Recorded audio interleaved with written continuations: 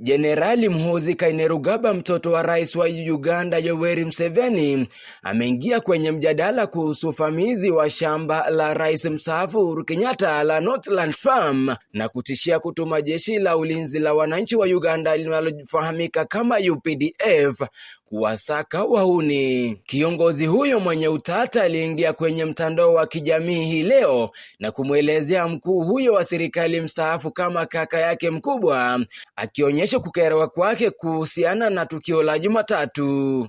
Aliendelea kudai kuwa nchi hiyo pia itatuma UPDF kumlinda rais wa zamani, akiongeza kuwa watawashambulia kimwili wakosaji. Muhoozi aliendelea nikimnukuu, "Nilimwomba mzee aniweke kama afisa kamanda huko Northlands. Tunachohitaji ni askari 200 wa UPDF kuleta utulivu.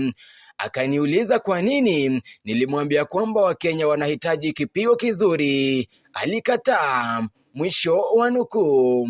Shamba la Northlands lililoko Ruiru kando ya njia ya mashariki lilivamiwa na Wayahudi wasiojulikana Jumatatu wakati wa maandamano ya kupinga serikali ya muungano wa Azimio la Umoja wa Kenya. Wavamizi hao wanasemekana kukata miti na kuiba kondoo takriban 1400 na baadaye sehemu ya mali kuteketea. Kufuatia tukio hilo, serikali ilimhakikishia ulinzi wa mali ya rais huyo wa zamani. Mwaka jana, Jenerali Muhoozi alizua dhoruba mtandaoni na Wakenya baada ya mpango unaodaiwa kuivamia Kenya, ambapo alishiriki mfululizo na kutishia kuteka Nairobi. Baadaye aliweza kuomba msamaha.